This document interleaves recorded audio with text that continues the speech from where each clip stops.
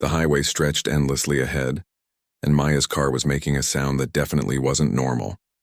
She'd been ignoring it for the last 50 miles, hoping it would magically fix itself.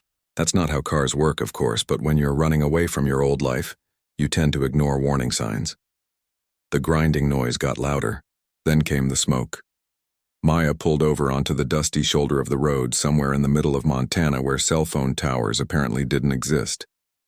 She got out and stared at her poor Honda like it had personally betrayed her. 3 months ago, she'd been living in a tiny New York apartment, working 16-hour days at an advertising firm that slowly sucked the life out of her. Then one morning she woke up and couldn't do it anymore. Couldn't pretend to care about selling things people didn't need.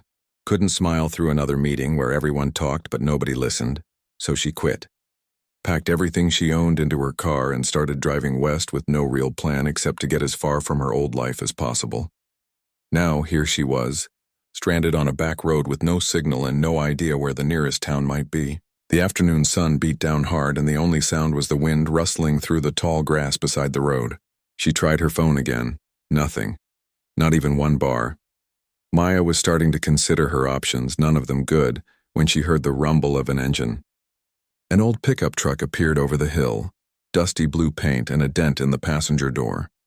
It slowed down and pulled over behind her car. The driver who stepped out didn't look like someone from a movie. He was tall, probably late 30s, wearing jeans that had seen better days and a flannel shirt with the sleeves rolled up. His boots were scuffed and dusty. His face was weathered in that way that comes from spending years in the sun and wind. He had the kind of quiet presence that made you notice him without him trying. "Car trouble?" he asked. His voice was low and calm. Maya almost laughed at the obvious question but managed to smile instead. "Yeah, something like that. Started smoking a few minutes ago. My phone's got no signal out here." He walked over to her car and popped the hood without asking. Steam hissed out. He studied the engine for a moment, then straightened up and wiped his hands on his jeans. "Your radiator's done for. This car's not going anywhere under its own power." He glanced up the empty road. Nearest mechanic's in Cedar Ridge, about 15 miles north. "I can tow you there if you want." Maya hesitated. She'd been warned about accepting help from strangers, especially in the middle of nowhere. But something about this man felt solid and trustworthy.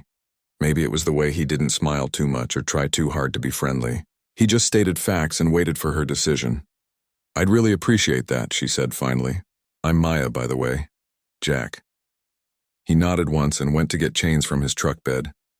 20 minutes later, they were heading north with Maya's car attached to the back of his pickup. She sat in the passenger seat, acutely aware of how quiet Jack was. He didn't try to fill the silence with small talk or ask nosy questions about why she was traveling alone. He just drove, one hand on the wheel, occasionally glancing in the mirror to check on her car. The landscape rolled by outside the window. Endless grassland, distant mountains, and a sky so big it made her chest ache a little. It was nothing like New York, where you barely saw the sky between all the buildings. "You work around here?" Maya asked eventually, more to break the silence than anything. "Yeah, on a ranch nearby." "What kind of ranch?" Cattle mostly. "Some horses." Getting information from him was like pulling teeth, but Maya found she didn't mind. After years of people who never stopped talking, his quiet was almost refreshing. Cedar Ridge turned out to be the kind of small town that looked like it hadn't changed in 50 years. One main street with a handful of shops, a diner, a gas station, and a small mechanic's shop at the far end. Jack pulled into the mechanic's lot and talked to the owner, an older man named Pete who walked with a limp. Pete looked at Maya's car and sucked air through his teeth. "Gonna need at least 3 days to get the parts and fix this up proper. Maybe 4. 4 days?" Maya's heart sank. She hadn't budgeted for hotel stays in her escape plan. "There a motel in town?" she asked. Pete shook his head. "Nearest one's about 40 miles east. Most folks just pass through here. We don't get many visitors." Maya did the math in her head. Her budget was already tight. 4 nights in a motel, plus meals, plus the car repair. She felt her chest tighten with the familiar anxiety she'd been trying to leave behind. Jack had been standing quietly to the side, but now he cleared his throat. "Ranch house has a spare room. You could stay there till your car's fixed." Both Maya and Pete looked at him in surprise. From the mechanic's expression, this wasn't typical behavior for Jack. "Oh, I couldn't possibly," Maya started. "It's just sitting empty anyway," Jack interrupted, still not quite meeting her eyes. Better than spending money on a motel 40 miles away. You'd have your own space, and you'd be close by when Pete finishes the car. Maya studied him for a moment. Everything her city instinct screamed at her said this was a bad idea. But something else, some deeper intuition, told her Jack was exactly what he appeared to be. A quiet cowboy offering help to a stranger because it was the right thing to do. "Okay," she said slowly. "Thank you. That's really kind." Jack just nodded like it was settled and headed back to his truck. The drive to the ranch took another 20 minutes down increasingly rural roads. Maya watched the landscape change, becoming more rugged and beautiful. When they finally turned onto a long dirt driveway, she expected to see a big fancy ranch house like something from a TV show. Instead, Jack pulled up to a small, weathered house that looked like it had stood there for decades. The paint was faded, the porch sagged slightly on one side, and the whole place had an air of comfortable neglect. It wasn't run down exactly, just lived in and simple. "This is it," Jack said, climbing out of the truck. Inside, the house was clean but sparse. Old furniture that didn't match, worn wooden floors that creaked, and walls that could have used a fresh coat of paint years ago.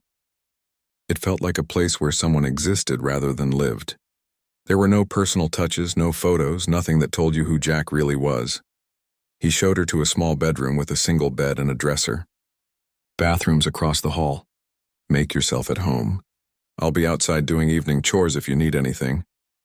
Then he was gone, leaving Maya standing in the quiet house wondering what she'd gotten herself into. That evening, Jack made dinner. Nothing fancy, just steak cooked on a cast-iron skillet, baked potatoes, and green beans from a can. They ate at a small kitchen table, and Maya waited for the awkward conversation that never came. Jack seemed perfectly comfortable with the silence. "This is really good," Maya said, meaning it. The steak was cooked perfectly, seasoned with just salt and pepper. "Thanks." He cut another piece of his own steak. "You traveling for work or pleasure?" "Neither, really. Just traveling. Needed a change." He nodded like that made perfect sense and didn't ask follow-up questions. After dinner, Maya insisted on washing dishes. Through the window above the sink, she watched the sun set over the distant hills, painting the sky in shades of orange and pink she'd never seen in the city. Jack sat on the porch and she could see his silhouette through the screen door, still and quiet. That night, lying in the unfamiliar bed, Maya listened to the sounds of the country. Crickets chirping, wind in the trees, the distant call of some night bird. No sirens, no car alarms, no neighbors fighting through thin walls. Just peace and quiet and the strange sensation of being somewhere completely different from anything she'd known. She thought about Jack, the mysterious cowboy who'd rescued her. There was something about him, something sad and lonely that she recognized because she felt it too. Like they were both people who'd ended up in the middle of nowhere for reasons they couldn't quite explain. Maya fell asleep wondering what his story was and why a man who seemed so capable of kindness lived alone in that empty house. Maya woke up to the sound of a rooster crowing, which was not something that had ever happened to her in New York. For a moment, she forgot where she was, then everything came rushing back. The broken-down car, the quiet cowboy, the middle of nowhere, Montana. She checked her phone, 6 a.m. Through the window, she could see the sky just starting to lighten, and Jack was already outside walking toward the barn. By the time Maya got dressed and made her way to the kitchen, there was fresh coffee in the pot and a note on the counter in neat handwriting. "Help yourself to anything. Be back around noon." She poured coffee and wandered out to the porch. The morning air was cool and crisp, so different from the humid summers she knew. The land stretched out in every direction, and she could see cattle grazing in distant fields. It was beautiful in a way that made her chest feel tight. When Jack returned, he found Maya attempting to cook eggs and failing miserably. "They're supposed to be scrambled," she said, poking at the rubbery mess in the pan. "I think I killed them instead." The corner of Jack's mouth twitched. Not quite a smile, but close. "Here." He took over, cracking fresh eggs with practiced ease. Heat was too high. They ate breakfast in their usual silence, and then Jack stood up and grabbed his hat from the hook by the door. "Got work to do. You're welcome to stay here, or..." He paused, like he wasn't sure he should continue. "You could come along if you want. Might be boring, though." Maya jumped at the chance. Sitting alone in the quiet house sounded worse than boring.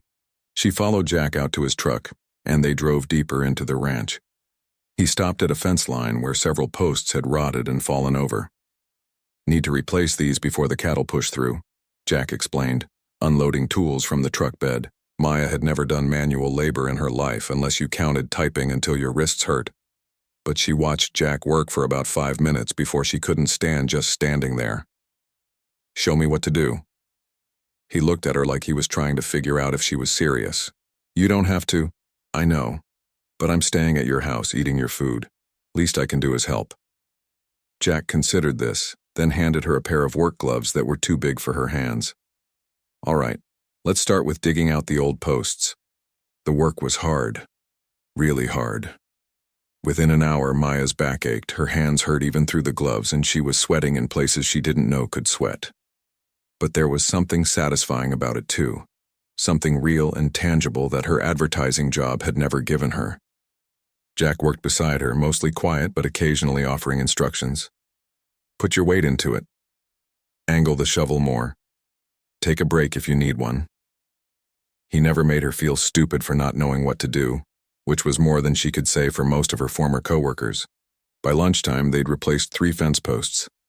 Jack pulled out a cooler from the truck with sandwiches and cold water.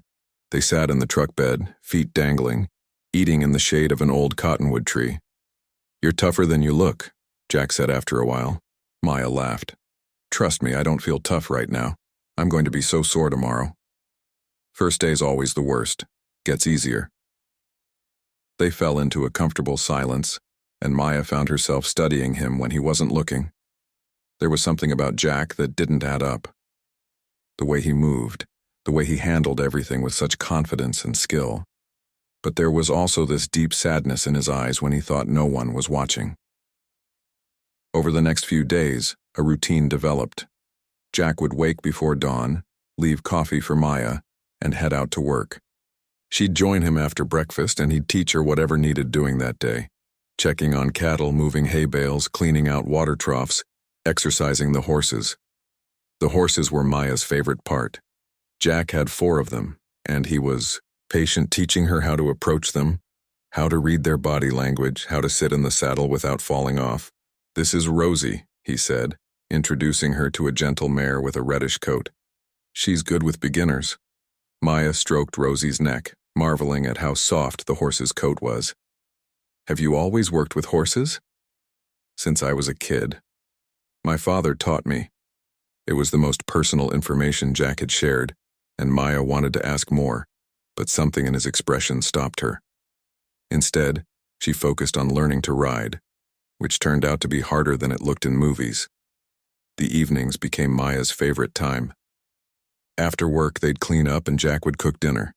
He wasn't fancy about it, but everything he made was good. Simple, honest food that tasted better than any expensive restaurant meal she'd had in New York. One night, as they were finishing, "Dinner?" Maya asked the question that had been on her mind. "Do you live here alone?" Jack was quiet for a long moment. "Yeah. Must get lonely. Sometimes."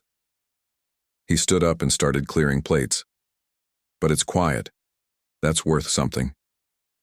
Maya understood that more than he probably realized.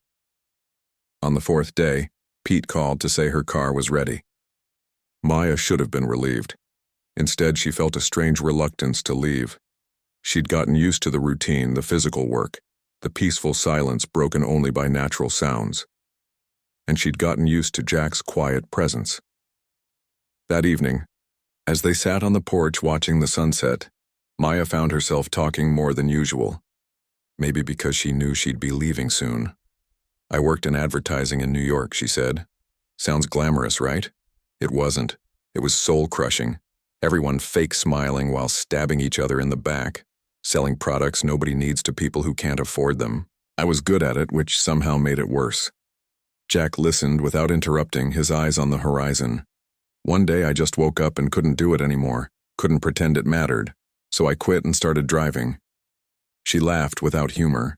"My mother thinks I had a breakdown. Maybe I did, but I feel more sane now than I have in years." "Sometimes the world calls a breakdown what's actually a breakthrough," Jack said quietly. Maya looked at him, surprised by the insight.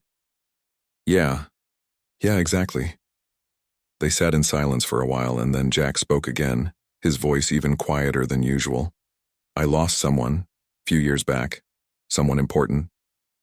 Maya waited, sensing there was more. Thought I knew what my life was going to be. Had it all planned out. Then it all fell apart. And I've been. He paused, searching for words. I've been stuck ever since. Going through motions, working because work needs doing, but not really living. I'm sorry, Maya said softly. That must be really hard. Jack just nodded. They didn't talk more about it, but something had shifted. Some wall had developed a crack. The next morning, Maya woke early and found Jack already in the kitchen, which was unusual. He was making pancakes. Figured your last morning here should have a better breakfast than usual, he said, not meeting her eyes. They ate slowly, neither of them in a hurry. Then Jack drove her into town to pick up her car.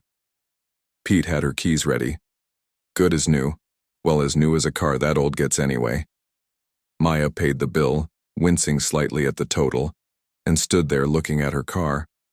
She should get in and drive away, continue her journey, but her feet wouldn't move. Maya, Jack said behind her. She turned.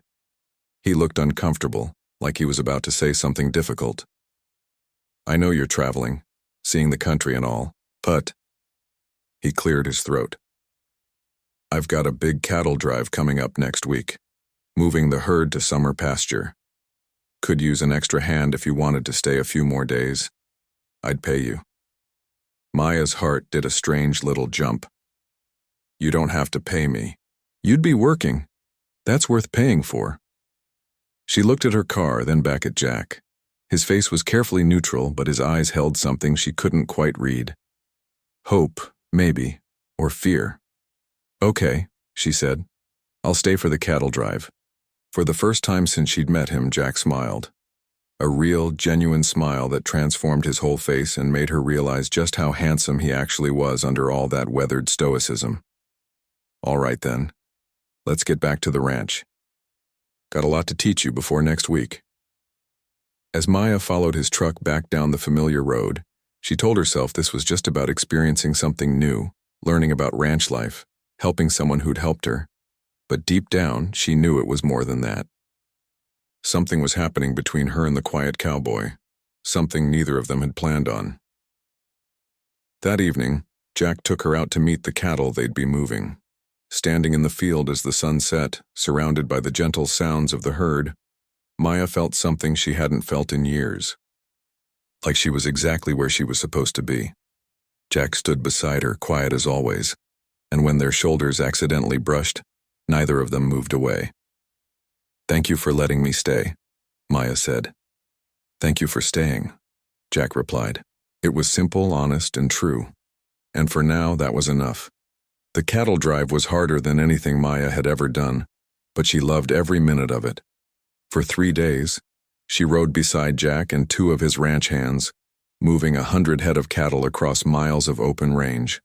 She was sore, exhausted and sunburned, but she felt more alive than she had in years. By the time they got back to the ranch, Maya had decided she didn't want to leave at all. Not yet. Maybe not for a while. She just wasn't sure how to tell Jack that. The decision got delayed when Jack mentioned he needed to go into town for supplies. Maya volunteered to go with him, grateful for a chance to see civilization again, even if Cedar Ridge barely qualified. They drove in Jack's truck, talking more easily now than they had at first. He'd opened up a little during the cattle drive, sharing stories about growing up on ranches, about his father who'd taught him everything he knew. He still didn't talk about the person he'd lost, and Maya didn't push. Jack dropped her off at the general store while he went to the feed supply. Meet you back here in an hour? He asked. Maya wandered through the small store picking up things she needed. Shampoo, sunscreen, some snacks. When she went to pay, the woman behind the counter was friendly and chatty in that small-town way. You're new around here, the woman said. Her name tag read May. She looked to be in her 60s with kind eyes and salt and pepper hair pulled into a bun. Just passing through, Maya said. My car broke down, and I've been staying at a ranch nearby while I figure out my next move. May's eyes lit up with interest. Which ranch? I'm staying with Jack Morrison. He's been really kind letting me stay at his place. The change in May's expression was immediate. Her eyebrows shot up, and she leaned forward like Maya had just said something shocking. Jack Morrison, our Jack Morrison? Yeah, tall guy, quiet, works on a cattle ranch? May let out a delighted laugh. Oh, honey, Jack doesn't just work on a ranch, he owns it. The Morrison Ranch is one of the biggest in 3 counties. Maybe the biggest. That family's been here for generations. Maya felt her stomach drop. No, that can't be right. The house where I'm staying is tiny. It's nice, but it's not. That's the old foreman's cottage, May interrupted gently.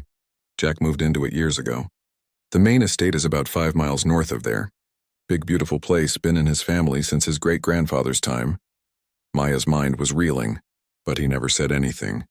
He acts like he's just a regular ranch hand. May's expression softened with understanding and maybe a little sadness. Jack's had a hard time, that boy. After what happened with his fiancée, he just sort of retreated into himself. That was, 8 years ago now? Fiancé? May realized she might have said too much, but she was clearly the type who believed in the healing power of knowing the full story. Her name was Amanda. Beautiful girl, came from money herself. They seemed perfect together, at least on the surface. But 2 weeks before the wedding, she called it off. Said she couldn't handle the isolation out here. Couldn't handle the responsibility of being part of the Morrison legacy. Some folks say she just wanted the status without the reality. Maya stood frozen, pieces clicking into place. The empty house. The sadness in Jack's eyes. The way he seemed to be hiding from something. Jack took it real hard, May continued. He was never the same after. Stopped going to town much, stopped socializing entirely. Moved out of the main house and into that little cottage. He works the land himself now. Does the job of a regular ranch hand even though he could hire 100 men to do it for him. It's like he's trying to prove something or punish himself or maybe just trying to feel something real. The bell above the door chimed, and another customer came in. May rang up Maya's purchases, but not before adding quietly, "It's good to see him bringing someone around. Maybe you're good for him." Maya walked out of the store in a daze. She sat on a bench outside, her mind spinning. Jack wasn't who she thought he was. Or maybe he was exactly who she thought, but with this huge secret he'd never mentioned. The richest man in 3 counties. The Morrison legacy.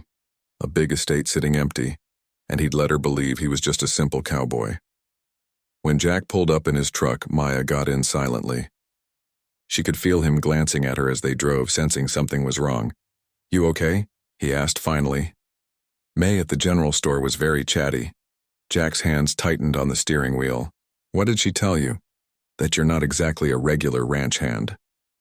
Maya kept her voice even, but she could feel anger building underneath. "That you own one of the biggest ranches in 3 counties. That you have a whole estate you're not living in. That you're basically one of the wealthiest people around here." Jack was quiet for a long moment.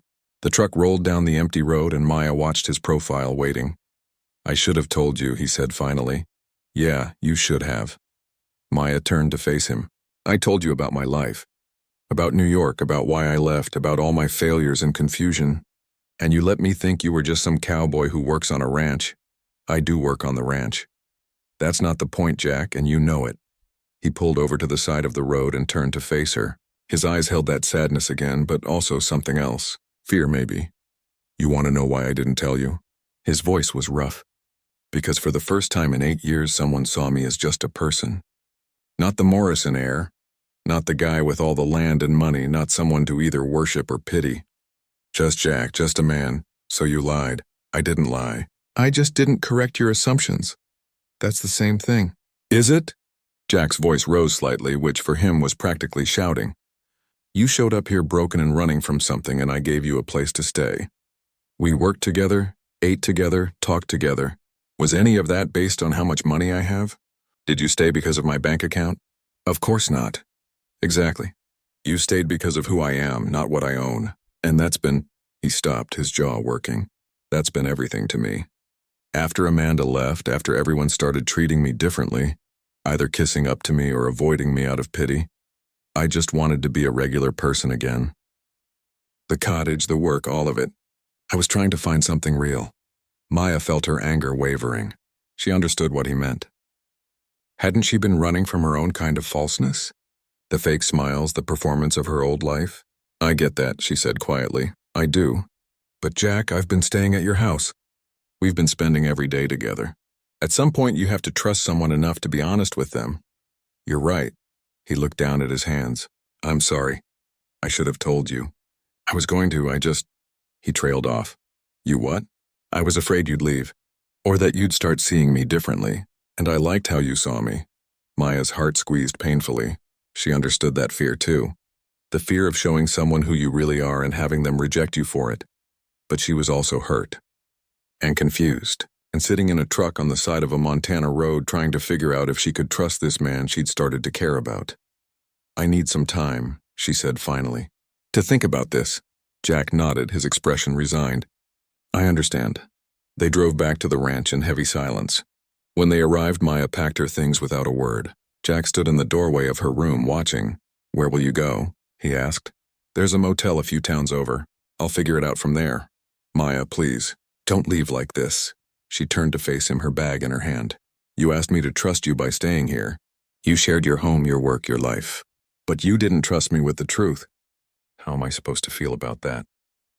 Jack had no answer. His silence said everything. Maya walked past him out to her car.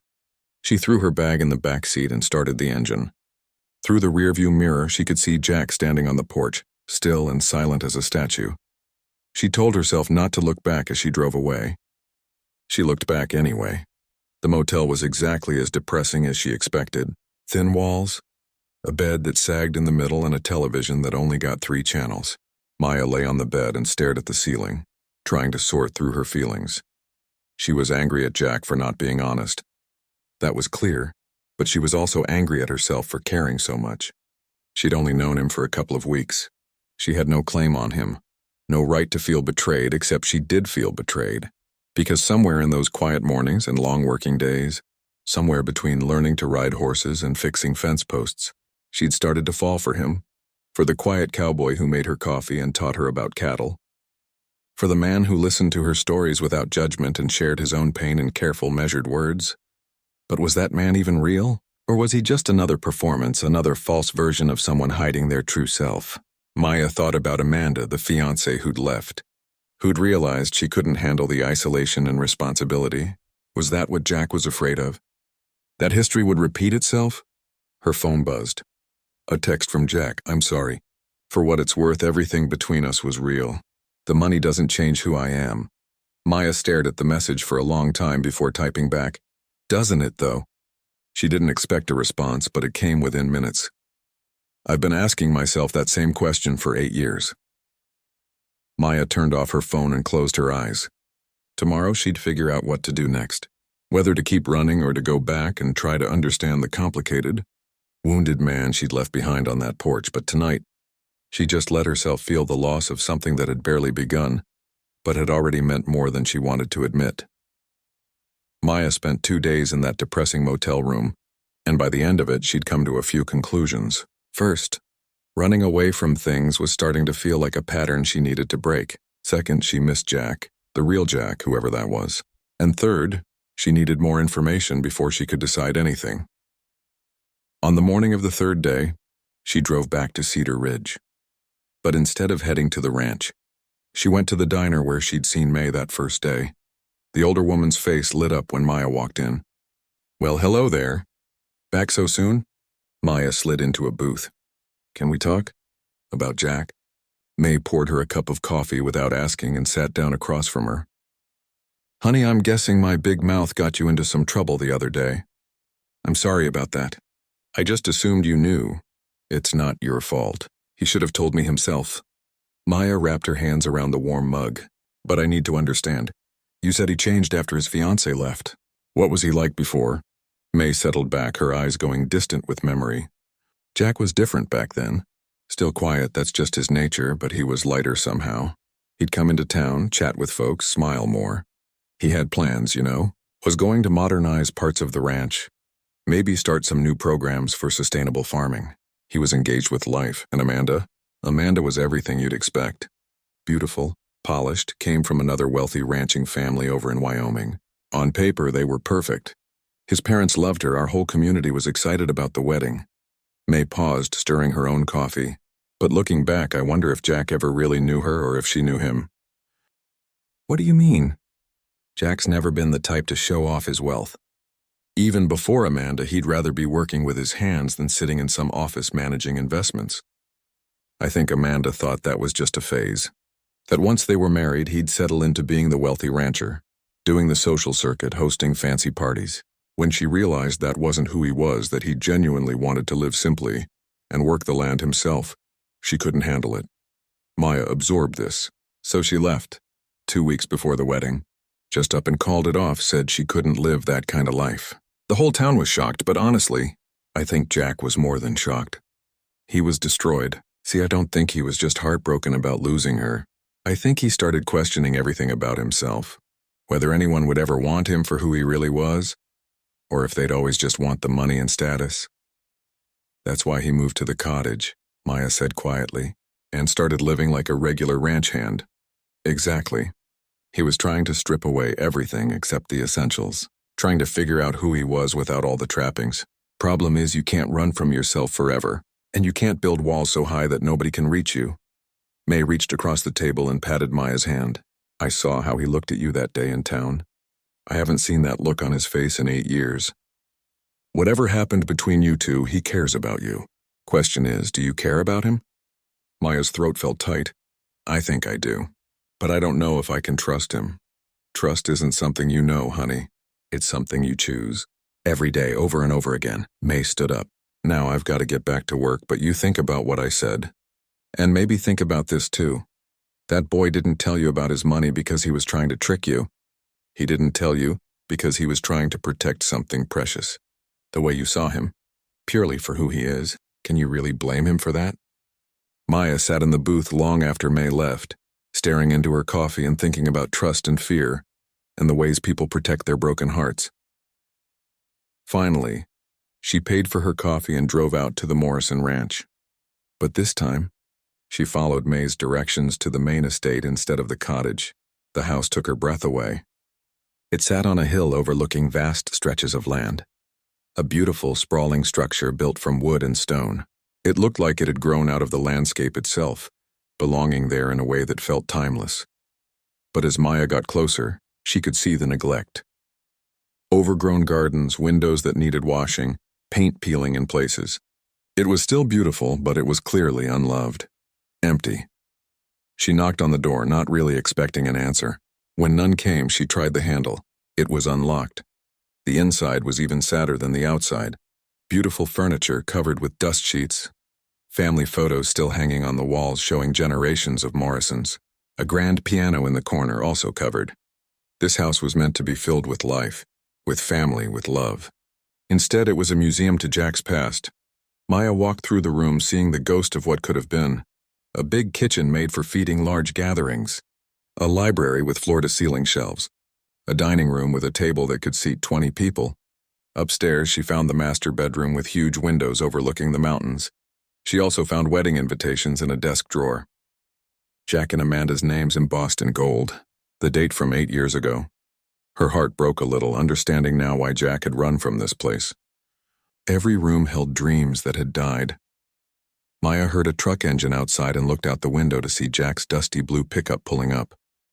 She watched him get out, his movements weary, and head toward the house. He stopped when he saw her car, his whole body going still. She met him at the door. "How did you know about this place?" he asked quietly. "May told me. I hope it's okay that I came here." Jack looked past her into the house he'd abandoned. "I haven't been in there in 3 years. Not since the last time my mother tried to convince me to move back in, settle down, live up to my responsibilities." "It's beautiful," Maya said. "It's also really sad." He let out a breath that was almost a laugh. "Yeah, it is." They stood there in awkward silence until Maya finally said, "Can we talk?" Jack nodded and led her not into the house, but around to the back where there was a porch with a view of the mountains. They sat on the steps, and Maya noticed how Jack kept his distance, like he was afraid to get too close. "I've been thinking a lot," Maya started. "About what you said. About wanting someone to see you as just a person. I get that, Jack, I really do. I was running from exactly the same thing. from people who only saw me as a job title or a paycheck or a productivity machine. But, Jack asked, but I also think you weren't just protecting yourself. You were testing me. Jack's jaw tightened, but he didn't deny it. You wanted to see if I'd stay when I thought you had nothing. If I'd care about you without all of this. She gestured at the estate, the land. And that's not fair. Because I never asked you to be anyone other than who you are. If you'd told me the truth from the beginning, it wouldn't have changed anything. You don't know that, Jack said quietly. Yes, I do. Because I spent the last 2 days thinking about leaving. About running again. And you want to know what stopped me? She turned to face him fully. The memory of you teaching me to ride a horse. The way you made pancakes on my last morning at the cottage. How you'd sit on the porch at sunset and just be quiet. Not needing to fill the silence with words. That's who I fell for, Jack, not some rich rancher. Just you. Jack's eyes were bright with emotion he was trying to hold back. I'm sorry. You're right. I was testing you, and that wasn't fair. After Amanda, He struggled for words. I couldn't go through that again. Couldn't risk opening up to someone only to find out they wanted the wrong version of me. I get it. But here's the thing about trust. It goes both ways. You wanted me to trust you enough to stay, but you didn't trust me enough to be honest. I know, and I hate that I hurt you. Jack finally looked at her. I haven't been able to stop thinking about you these past few days. Hoping you'd come back. Terrified that you wouldn't. Tom, my ranch manager, finally told me I was being an idiot. That you walked into my life by pure chance and stayed even when you thought I had nothing. And that should tell me everything I need to know. Tom sounds smart. He is. Knows me better than anyone. He said I've been hiding in that cottage. Hiding from this house, hiding from life. Using what happened with Amanda as an excuse to never risk my heart again. Jack's voice cracked slightly. He's right. I've been so afraid of being hurt that I stopped living. Maya felt her own eyes getting wet. So what do you want, Jack? Really want? He looked at the estate behind them, then back at her. I want to stop being afraid. I want to turn this house into a home again.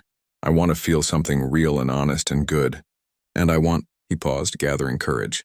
I want you to stay, not just for a few days or weeks. Really stay. Let me show you who I am, all of it. The cowboy and the rancher and the broken parts and the parts that might still be able to heal. Maya's heart was racing. That's a lot. We barely know each other. I know, and I'm not asking you to commit to forever or anything like that. I'm just asking for a chance. A real chance with complete honesty between us. No more secrets, no more tests. Just two people trying to figure things out together.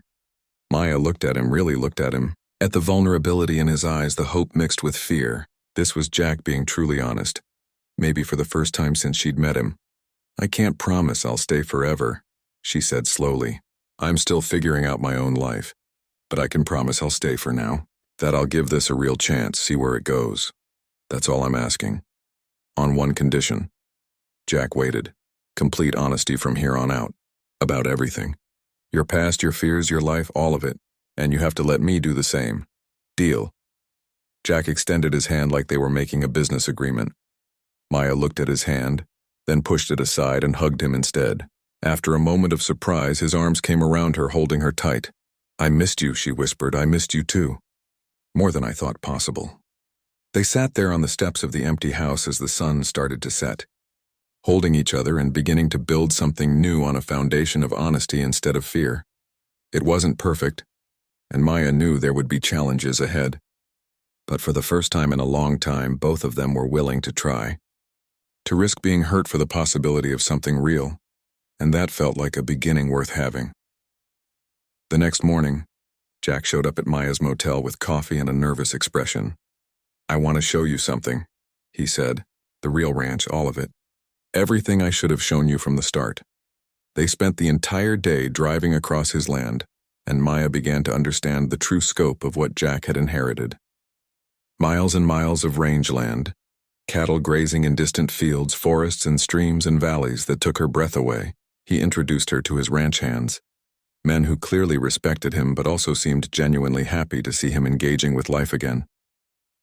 Tom, the ranch manager Jack had mentioned, was a man in his 50s with laugh lines around his eyes and a firm handshake. So you're the one who got this stubborn fool out of his hiding place, Tom said to Maya with a grin. I've been trying for years. Tom's known me since I was 8, Jack explained. He taught me most of what I know about ranching. And I've been watching him waste away in that cottage like some kind of monk," Tom added. Good to see him finally coming back to life. Over the following weeks, a new routine developed. Maya stayed in the cottage with Jack, but during the day they worked on the main house together. Cleaning, repairing, slowly bringing life back into the neglected spaces. Jack was true to his word about honesty. He told her everything about Amanda, about how they'd met at a ranching conference, about how he'd thought she was perfect until he realized they wanted completely different lives.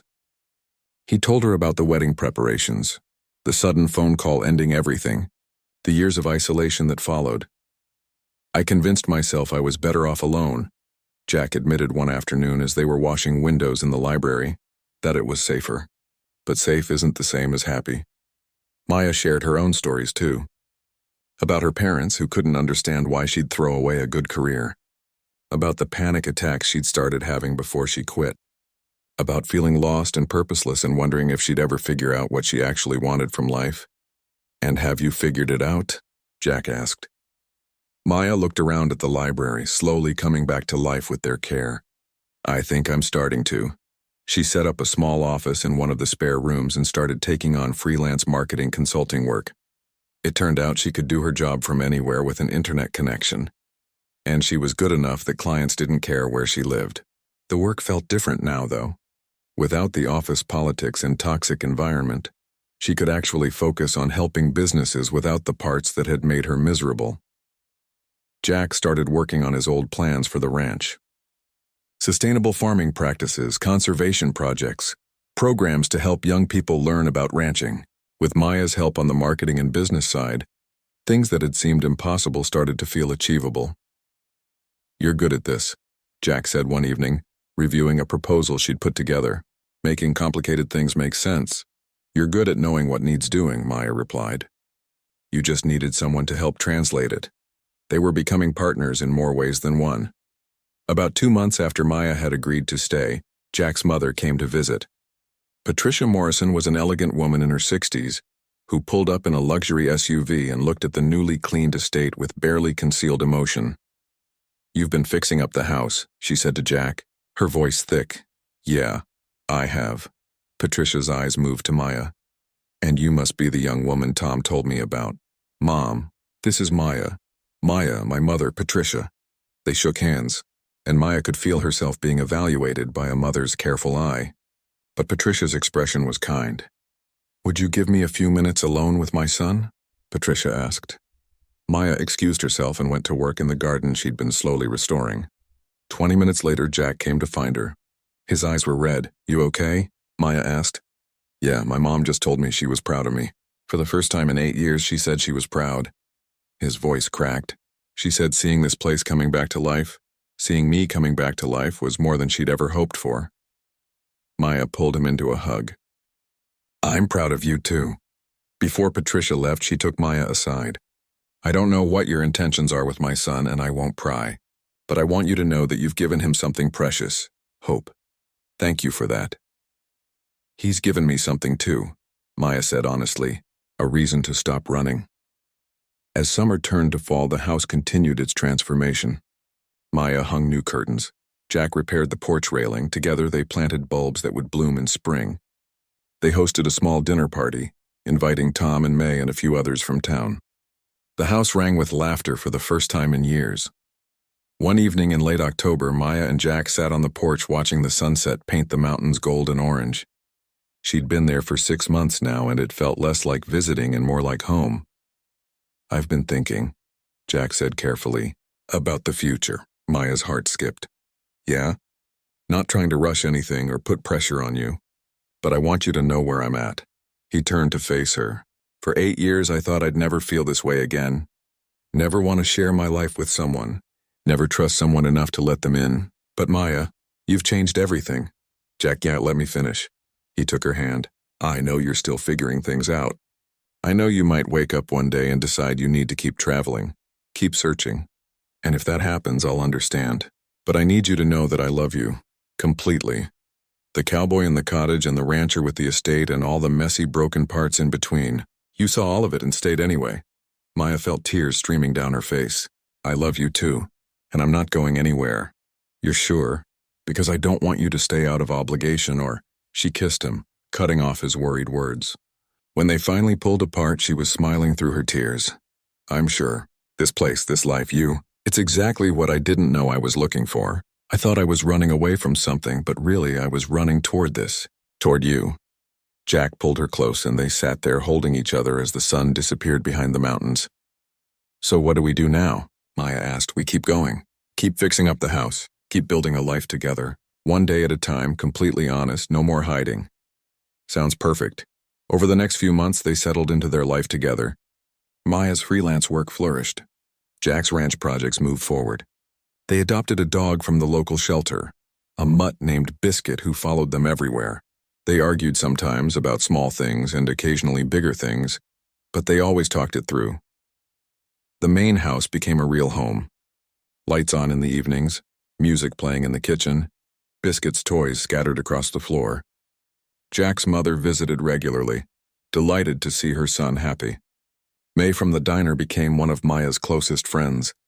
One spring morning, almost a year after Maya's car had first broken down on that dusty road, she and Jack stood in the garden looking at the tulips blooming bright red and yellow. "Remember when you first got here?" Jack asked. "When I was just some cowboy who gave you a ride to town? And you remember when I was just some lost girl from New York who didn't know how to fix a fence?" "We were both pretty lost," Jack said. "We found each other, though. Yeah, we did." Jack pulled something from his pocket. Not a ring, Maya realized. A key. This is to the house. Your house too now, if you want it to be. I know we're not married or anything traditional like that. But Maya, you're my partner in every way that matters. This is your home as much as it's mine.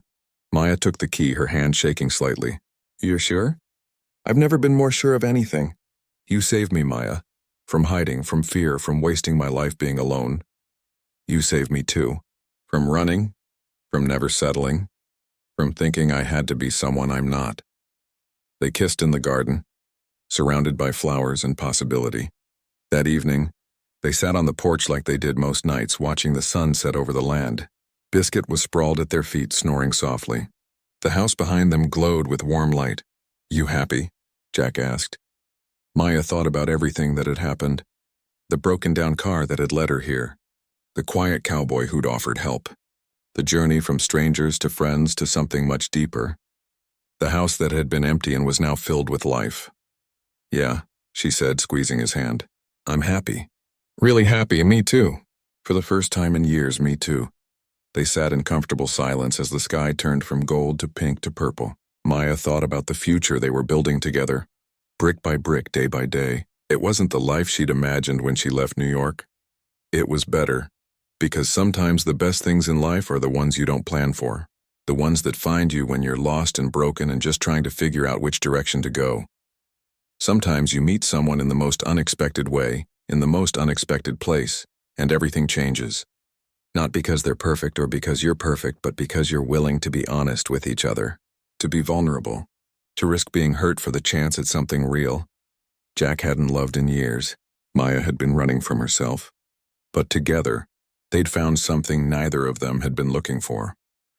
A home, a partner, a reason to stop hiding and start living. And as the stars began to appear in the darkening sky above Montana, Maya knew with absolute certainty that she was exactly where she was meant to be. Not because of fate or destiny or anything magical, but because she'd made a choice. To stay, to try. To love a complicated, wounded man who was brave enough to love her back. The simple cowboy who owned half the state. The lost girl who'd found her way home. Together they'd built something beautiful out of their broken pieces, and that was enough. More than enough. It was everything.